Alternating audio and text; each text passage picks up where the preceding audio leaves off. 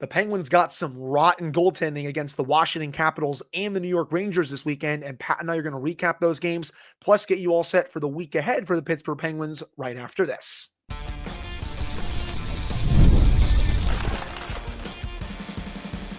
You're Locked On Penguins, your daily podcast on the Pittsburgh Penguins, part of the Locked On Podcast Network, your team every day. Hello and welcome back to another episode of the Locked On Penguins podcast. I am one of your hosts, Hunter Hodes. You can follow me on Twitter at Hunter Hodes, joined by my co-host, Patrick Damp. You can follow him on all social media platforms at SendHimForWet, and you can follow the show's Twitter at LO_Penguins. Of course, thank you all so much for making this your first listen/watch of the day. We are free and available on all platforms. And finally, today's episode is brought to you by FanDuel. Right now, new FanDuel customers can get $150 in bonus bets if your first $5 bet wins. And yes, people, don't worry. Jesse Marshall is going to be on the podcast this week, but he's coming on Thursday. His kid got a bit sick to start the day on Monday. Very unfortunate, but don't worry, people. We have confirmed it with him. He will be here for a Marshall Thursday and hopefully next Monday as well. But Pat, we have two games to go over today before looking at the week ahead for the Penguins, and two games that kind of sum up the season for the Penguins, if we're being honest. And we have to start with the biggest reason for both losses here, and that is the goaltending. It has been the biggest talking point of the season for the Penguins, and rightfully so. Tristan Jarry has been terrible. He got sent down, got put on waivers, then was sent down. Alex Nedeljkovic has been mostly bad throughout the year. Did have that really nice 3-week stretch before the break, and then he comes back against the Capitals, Pat, and lays a complete egg against them. I mean, he gave up 5 goals on 14 shots for a .643 save percentage. Yoel Blomqvist, not much better, coming in for relief, .824 save percentage after that. Like you and I were texting during that game, he was not coming up with any timely saves for the Penguins. I know they did not play well defensively in that game, and I also know that they are not a good defensive team. We have been saying that all year on the podcast, but there comes a point in time where as a goalie, you need to be like, okay, I got you guys at least a couple of times here. Go down there and try to go get one. He wasn't able to do that in that game against Washington, and the same could be said for Blomqvist after coming in relief and on Sunday against the Rangers. That Penguins effort against the Rangers, I felt, was one of their better efforts of the season. They were out shooting them 29-5 in the second period. And no, people, I am not joking. At one point, the shots in the second period were 17-0. Literally, they were badly outplaying the Rangers. But A, Igor Shesterkin is just that dude. But B, the Penguins goaltending just was not able to get the timely saves, especially in that second period. P.O. Joseph did not handle the puck the right way at the blue line. I did not like the way he played there. Comes down on a 2-on-1. I need a save there from Yoel Blomqvist. He shot that from Mars, honestly, man. I'm not trying to be mean about it. He shot that from looked like 30 feet out. I need a save on that one. You have the goal earlier in the game that tied the game in the first period. I know 2 Penguin players go towards one of the Rangers players, leaving Will Cooley coming down the left side, but I still want a save there. It felt like Blomqvist should have been able to make that save. And then the Fox one, man, oh boy, that was just the icing on the cake for how bad his performance was. But the biggest reason, once again, why the Penguins lost both of these games, Pat, even though I felt like they played mostly fine in these two efforts, was the goaltending.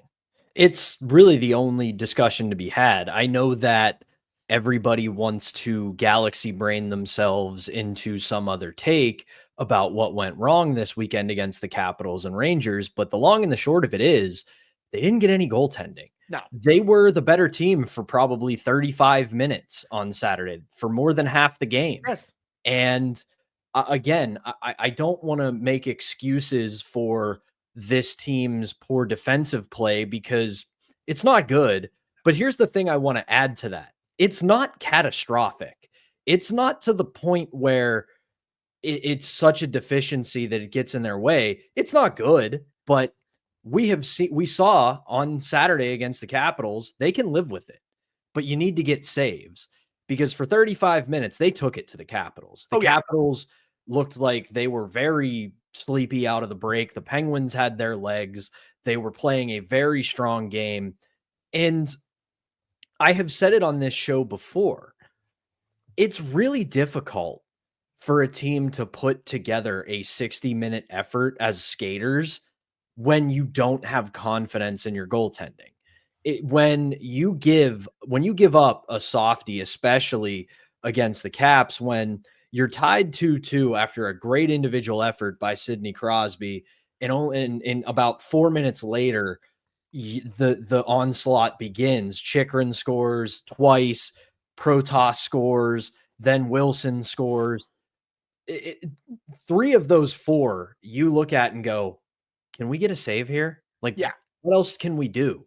And I know that it's the NHL. I know these guys are well compensated, so they should be willing to put the effort in no matter what, but it's hard to fight against a tide like that. And it sucked them of all the momentum they had. And then it was not quite the same story on Sunday against the Rangers. The Penguins pushed for 60 full minutes and they just didn't get the saves they needed. So I'll start with this. This is the Alex Nedeljkovic experience. This is what happens with him.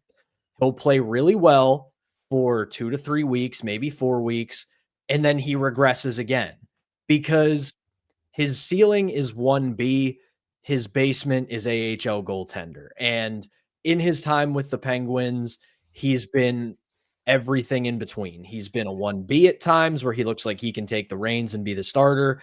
And he has moments where he looks like he doesn't belong in the league. And that is what we got on Saturday against the Capitals. He regressed to that absolute worst. Then I also want to be a little bit of a calming influence for what happened on Sunday. Terrible effort by Yoel Blomqvist. Probably his worst game as a professional. But this is what happens with young goaltenders. He's 23 years old. He's still learning how to be an NHL goalie. You can see the fundamentals are there. He's got great side-to-side movement. He has great reflexes. His vision is getting better, but it's going to take some time. You're going to have games when Yoel Blomqvist looks like he is absolutely ready to be the next guy, and then he's going to have games when he looks like he's not quite ready for prime time. Sunday was him not quite ready for prime time. But again, he's 23 years old. He's got a great body of work in the American Hockey League. And now the question becomes for Mike Sullivan, for Kyle Dubas, for Jason Spezza, and Amanda Kessel, is this part of the development process, or do we have to maybe send him back? And I know a lot of people aren't going to like that, but we're going to find out over the next week or two what this is. Is he ready to go and this is just a bump in the road? Or does he need to go back to Wilkes-Barre and refine his game? Again, I know that's going to upset some people to hear, but you have to think longer term with this kid. You don't want to keep him up for the rest of the season if he's struggling this badly, wreck his development, wreck his confidence, and then you're right back to square one. Because the question is, do you want this team to be successful in this retool on the fly and be ready to roll in 2 to 3 years? Or do you want to be stuck in the mud for 5 to 6? I hear you. I still think they're going to keep him up for the next week or two and maybe give him more. Yeah, Hunter, I don't think it's imminent. I don't think that after Yeah. this game, you exile him back to Wilkes-Barre and dig your grave and bring Jari back. I think over the next couple weeks, you're going to see him get a few starts here and there. If it's the same results, then you have to really have this discussion. But this is part of the development process of a goalie who's 23 years old. No, I hear you. I think he will get quite a few starts over the next couple of weeks, mainly because he wasn't getting starts before that because Ned was so hot. Like, he was giving you really solid goaltending before that dud against the Capitals. Now that he had that dud, I think I can see Mike Sullivan giving Blomqvist a little bit of a runway here. Yeah, I know he was awful against the Rangers. I think he was the biggest reason why the Penguins lost that game, even though they badly outplayed a very poor Rangers team for that entire 60 minutes. However, I don't think he's going to play that poorly in most games going forward. I think you can rely on him to be a bit better than that. I mean, obviously, again, the bar is literally on the floor here, people. But I do think you need to give him at least a little bit of run of games here to see what you have in before you can make a decision. Okay, do we send him back down for the rest of the AHL season, or do we keep him up for the rest of the NHL season here? And this kind of leads into another quick discussion, Pat, before we head into the break.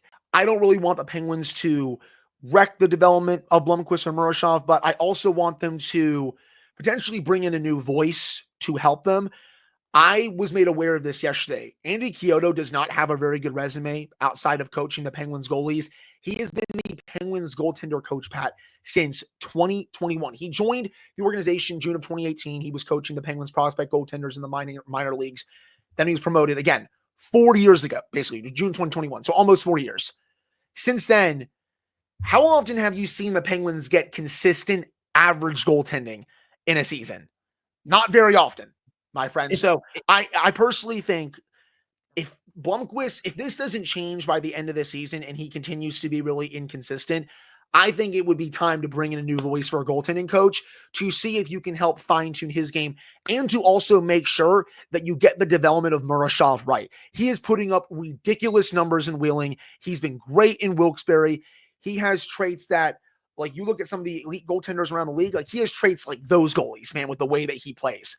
I do not want the Penguins to screw up the development of both of these guys. And that's why I think you could look to see a change at that position after the season. Again, I was just made aware of how light his resume is yesterday when I had a person tweet me it. I think it will be time to move on, considering that the Penguins goaltending these last few years has not really been good. Yeah, and it's a real chicken and egg question for this, because how much of this is that Matt Murray had his issues and then fell off? How much of it is Tristan Jarry has his issues and fell off? Because we've seen Matt Murray go to Ottawa and then Toronto, and it's kind of been more of the same since he fell apart at the end of his tenure in Pittsburgh. And we don't know how much of it is due to coaching. Now, like you said, if this continues to happen with Blomqvist, again, it's one game, so I don't think we need to really have an entire referendum on the state of the goaltending in the Penguins organization, because we could look back at this game against the Rangers in a month and say, we completely forget about it because he plays well otherwise. But I agree, but at the same time, we remember that they kind of already pressed this button in 2021 when they brought in Chiodo as the goaltending coach, because Murray had such a dramatic fall off. And there was also, we kind of forget, because we look at him with, no pun intended, rose-colored glasses. Marc-Andre Fleury started to fall off quite a bit in the sense before he left for Vegas. So they've kind of already fired that bullet when it comes to goaltending coaches. But again, I don't totally disagree with what you're saying. We don't quite have the answer yet, because we have to see what happens with Blomqvist. If this is the beginning of a downward spiral, then yeah, they got to find a new voice, but it could just be a blip on the radar screen. I hear you. I just was also speaking in general because of the way Jarry's game has fallen off, Ned with how inconsistent he is. I just think a change of voice in that regard could potentially be needed during the offseason. Just want to correct myself. He was hired originally by the Penguins June of 2018, and then he was promoted to goaltender coach just regularly in 2021. So again, 4 years on this job, but he was hired by the Penguins in June of 2018. So it's been almost 7 years, Pat, that he's been with the organization in general. But that'll do it for this first segment. Coming up in the second segment, even though the Penguins, these 2 losses, they helped the tank for them, we still got to discuss a couple positives from this game, including Sidney Crosby and the level that he displayed in both of these games. But before we get to that, we got to tell you all about our first sponsor, and that is Wonderful Pistachios. Looking for a snack that's both delicious and nutritious? Crack into a good source of protein with Wonderful Pistachios. Wonderful Pistachios is one of the highest protein nuts. Each 1 ounce serving has 6 grams of protein, giving you over 10% of your daily value. Plus, they are packed with fiber and better for your unsaturated fats to help keep you feeling fuller longer. Personally, I love the no shells variety. It is the perfect grab and go snack for busy days. Whether I'm snacking at my desk, on a road trip, or just need a quick protein boost, they are always my go-to. And if you love cracking open every shell for that satisfying crunch, the in-shell options are a classic favorite. Get snacking and get cracking with the snack that packs a protein punch. Visit wonderfulpistachios.com to learn more. All right, we're back here in this episode of the Locked On Penguins podcast. I'm one of your hosts, Hunter Hodes, joined by my co-host, Patrick Dampin.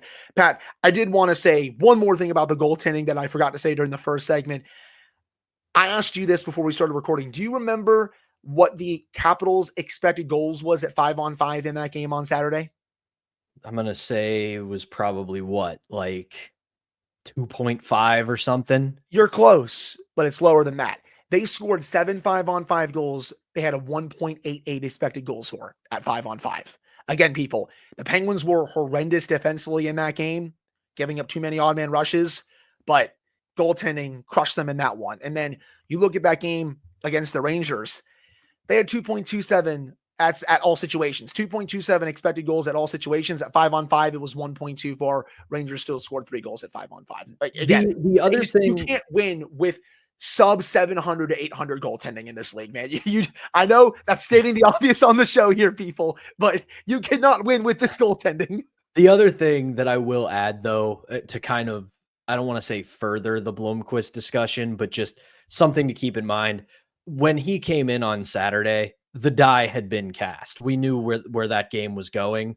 Even if he would have put up a marvelous performance, that game was done and dusted by the time he took over for Alex Nedeljkovic. So I don't want people to read too much into Blomqvist's backup relief performance against the Capitals. The focus obviously has to be on the way he played Sunday against the Rangers. No, I agree with that. And I'm not sitting here saying I'm giving up on him or anything like that. It's a very, and I mean a very small sample. I just hope that he can bounce back from this. And again, maybe the organization can help him out by, changing some philosophies with goaltending, bringing in a couple extra voices and all that stuff. But getting at least to a couple positives, even though the Penguins lost both games this weekend. How about Sidney Crosby, man? I honestly felt like there was a chance he was going to miss one, if not both of these games, considering that he played hurt for Team Canada. But he continues to show how loyal he is to the Pittsburgh Penguins. And even though he's clearly still banged up, he was so good against the Capitals and the Rangers, man. The goal that he scored against the Capitals, a vintage Crosby backhand goal, still has one of the best backhands in the league. And loved that Sean McDonough did a nice little tribute to Mike Lang on that call. By the way, I had a nice smile on my face after hearing that call. And can I say that? Can I say this though? Go ahead. Yeah. Speaking of McDonough, who I've defended quite a bit, I think he's fine. I don't think he's as bad as everybody makes him out to be, but wasn't a big fan after the Capitals took a long lead. And McDonough said, "Well, Elvis and a lot of other fans are leaving the building now." I was like, "Oh, Sean, don't know about that one, buddy. Don't know about that one." That one, I agree. That one was a little weird. I liked the Mike Lang one with the Crosby goal, but I do remember hearing what he said there, and I was like, yeah, don't like that one. not the best time for that. But he was so good in that game against Washington, all over the ice, and that continued against the Rangers on Sunday. He was peppering Shesterkin basically every shift. He was out there. His line alongside Rickard Rakell and Anthony Beauvillier was just living in the offensive zone. He was so damn good this weekend, man. And for someone who was clearly hurt, and even though he knows the Penguins aren't going anywhere this year, he is still playing his tail off every single shift. And again, man, his loyalty should never be questioned. No, I mean, I don't think anybody was. And if people were, give your head a shake. Casual fans sometimes question it for some reason. But I mean, what's left to say about Sidney Crosby in the way he plays? At 37 too. And there is no logical reason for him to be playing like this right now, because he emptied the tank at the Four Nations face-off. He was one of Canada's best players, essentially playing with one good arm. He was throwing hits. He was a monster on the forecheck. He was great defensively. And he, like you said, I would not have been shocked if they'd have given him a day off at some point this weekend, whether it was against the Caps or the Rangers. And instead, he plays both games. He's a force in both games. And it's why I have more faith than some in this retool on the fly, because he is going to elevate every chance he gets, and he's going to elevate the players around him. And then you can't discount the intangible factor of it. where you're going to have a lot of borderline guys over the next couple years, whether they're draft picks, young players acquired via trade, you name it. We're going to see some younger players come in over the next couple years. And who better to learn how to be a professional from than Sidney Crosby? These guys might never become franchise players. They might never become all-stars, but he's going to get the most out of them because you hear the stories all the time. It's the classic Colby Armstrong quote of Sidney Crosby trains like there's a league better than the NHL that he wants to reach. And he's still doing this at 37. And he would be well within his rights to take some days off, to say, screw it. I'm not going to do practice today. I'm not going to do the training today. I'm not going to go to the weight room today. But he's in there every day doing it. And if you're a 21-year-old second round pick who's trying to make their bones in the NHL and you see 37-year-old Sidney Crosby hitting the weights just as hard as you were at 20, you're going to look at him and go, well, what's my excuse? So I think when you put it in the totality of where this franchise is, I think having him is both good for your on-ice product and for your organizational development. Yeah, and especially if they can go out there this summer and get a younger player too, especially if they, for example, flip that extra first that they get for a younger player that can help, especially well into the future as they continue this rebuild on the fly, which in my opinion, Pat, I think that's more of what this is. It's kind of more of a rebuild on the fly where they're going to try to be good in 2-3 years instead of 5 to 10. I had so many people coming into my mentions, all these casual fans this weekend, just for my take on the PK Subban stuff, because he was going after a Kyle Dubas and them. And I was just like, okay, man, like clearly over the last year, like they're doing a rebuild on the fly. They're just not going to be doing a rebuild that's going to take 5 to 10 years. Like you don't really see a lot of those big rebuilds as much anymore in the league right now. Like there's a few that you see going on right now, but I feel like you see a lot more rebuilds right now that are taking a lot less time than that. And that's what I think the Penguins are going for with this rebuild on the fly, where I think next year you might see more of the same as this year. And then maybe the year after that or the year after that is when they start maybe getting into this contending window a little bit. And I think if they can, again, go out and get a young player this offseason, can, learn under the core players. And I think that could be really beneficial for the long-term future of the franchise. Because I think, again, Kyle Dubas is going to be really busy this summer with a lot of moves. And then another thing I want to discuss from these two games, Evgeni Malkin, the same thing, man. He was tremendous in both games. Every time he comes back from an injury, it doesn't matter how long he's been out, he's flying. Like he has his legs. Like, yeah, when he plays, 30 to 40 games in a row, his legs start to go a bit. But again, he's 38 years old here, people. He's not going to have the legs that he had in 2009, 2012, heck, even 2016, which again, crazy how it's been 9 years at this point since 2016. But still, he was flying all over the ice. I love that he was able to win that puck battle to open the scoring for the Penguins on Sunday against the Rangers. Really nice stuff. But he was knifing through dudes like it was nothing, setting up other players for great scoring chances. Heck, even making some really nice defensive plays in his own zone. He was great for the Penguins in these two games. Yeah, we make the joke all the time when it comes to Crosby and Malkin of, this was a vintage performance. Yeah. We love to say it was a vintage performance, but it really was from Gino this weekend. You could see the jump in his step. You could see the confidence with the puck anytime he possessed it. And the biggest thing that Malkin was doing this weekend, both against the Capitals and the Rangers, that really told you he was feeling it, he was going to the net. When Evgeni Malkin is really feeling it, he lives in front of the net. It's an underrated, under-discussed part of Malkin's game, but when he is truly on one, he drives to the net with the puck. When he doesn't have it and he sees a scoring opportunity, he drives directly to the top of the blue paint. He was there all weekend long. You saw it in his goal against the Rangers. It was a bit of a broken play and a tap in for him, but where was he? Right in front of Igor Shesterkin, tied up with a Rangers defenseman, and he's right there to tap that puck in. So that's a very encouraging sign for Evgeni Malkin, that he had that trademark jump when he was possessing the puck. And then when he didn't, he was not afraid to go to the front of the net. So great effort from Gino this weekend.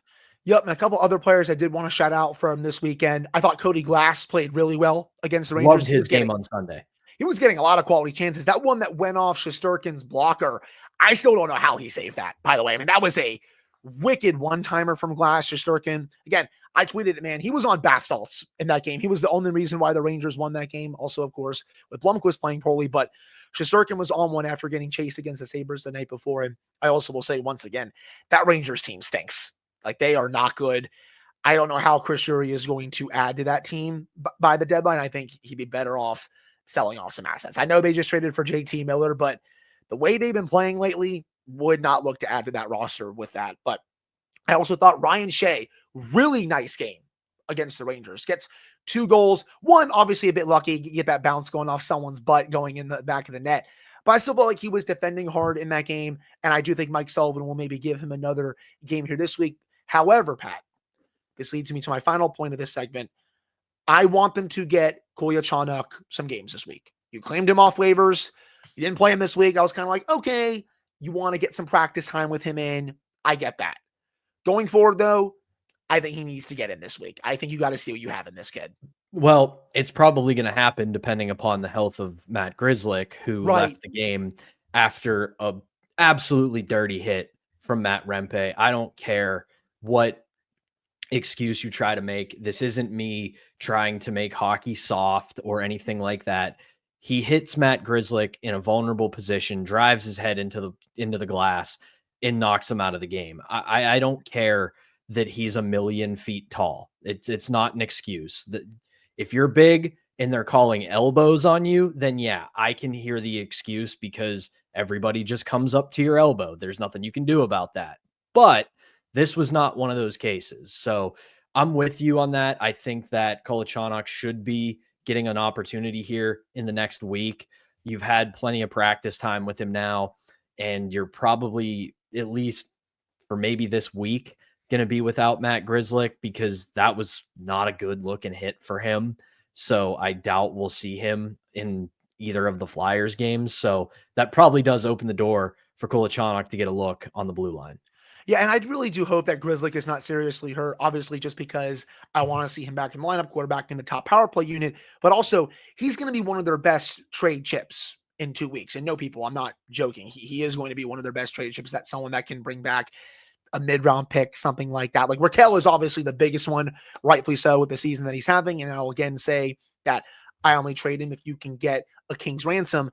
But if you don't trade him, Grzelcyk is probably your second best trade chip that's going to be available, him and Anthony Beauvillier, at least for the 2 UFAs. So just really hope everything is okay with him because, yeah, that was a nasty hit.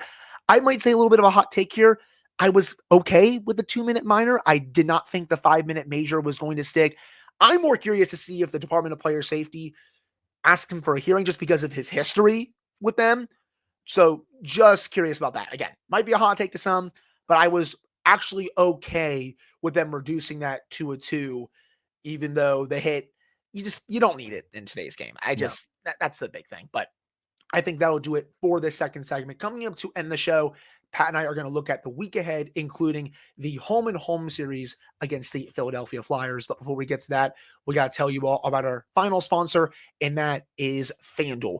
When the game tips off, the NBA action is just getting started, and there's no better place to get in on it than FanDuel, America's #1 sportsbook. With FanDuel, you can play slide bets throughout the game, so even if you miss the opening tip-off or want to bet on a fourth quarter comeback, you can stay in on the action.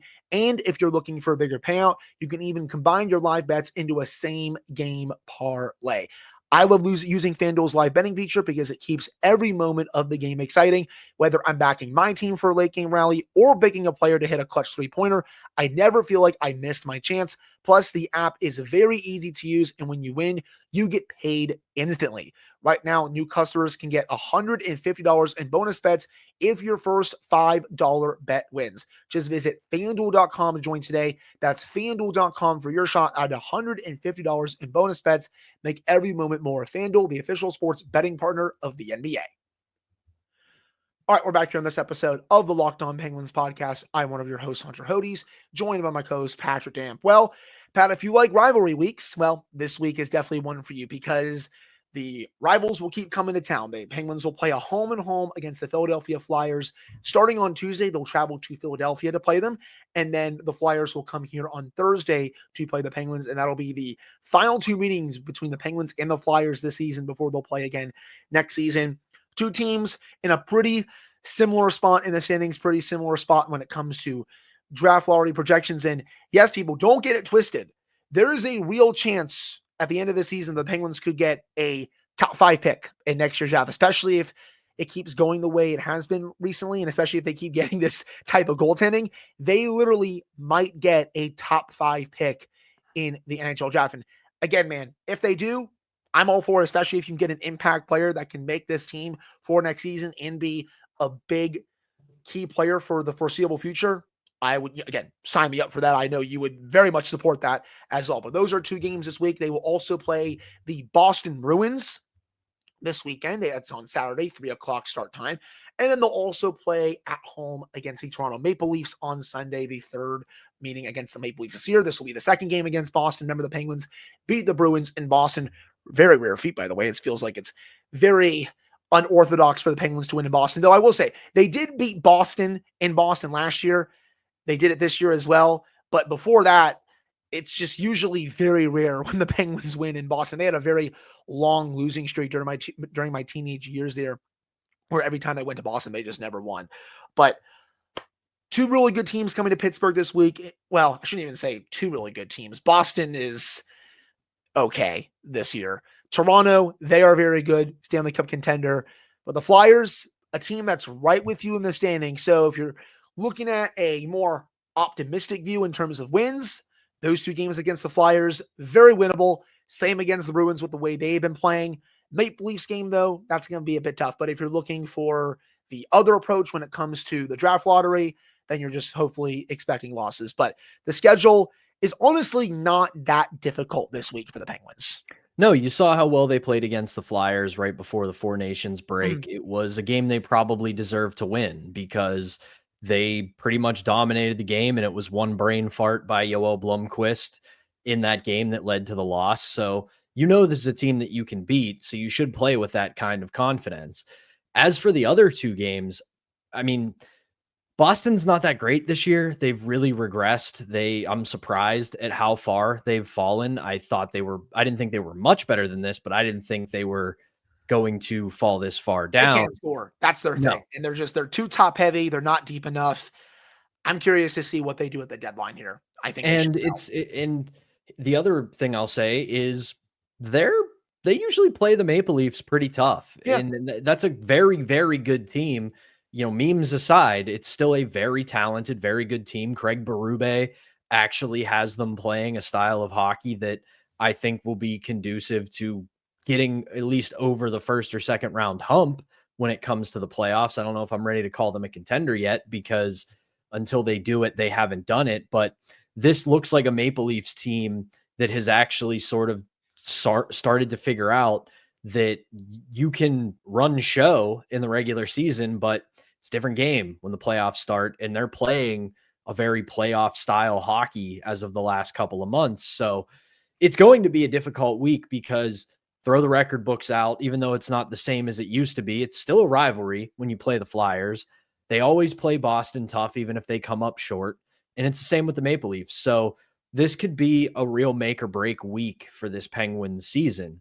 If they can come out ahead, I'm not suddenly going to say they're back in the race, but if they kind of lay an egg all week, that might finally be the last nail in the coffin for this season. Well, I think we've probably already reached that point, the final nail in the coffin, unless they win all 4 games this week, which, hey, always a chance, but still, I don't think that's going to happen. But I think in terms of, draft lottery stuff, for example, if they lose all 4 games this week, that does get them at least closer to a bottom 5 finish, or potentially even a bottom 3 finish if they keep losing. Heck, there's a lot of different things that could happen this week, but the moral of the story is 2 very winnable games against the Flyers. The Penguins have played the Flyers really well this season. We all know Sidney Crosby loves torching the Flyers. He did not play in Philadelphia in that last game. Neither did Evgeni Malkin. I still feel like that was one of the Penguins' better efforts of the season.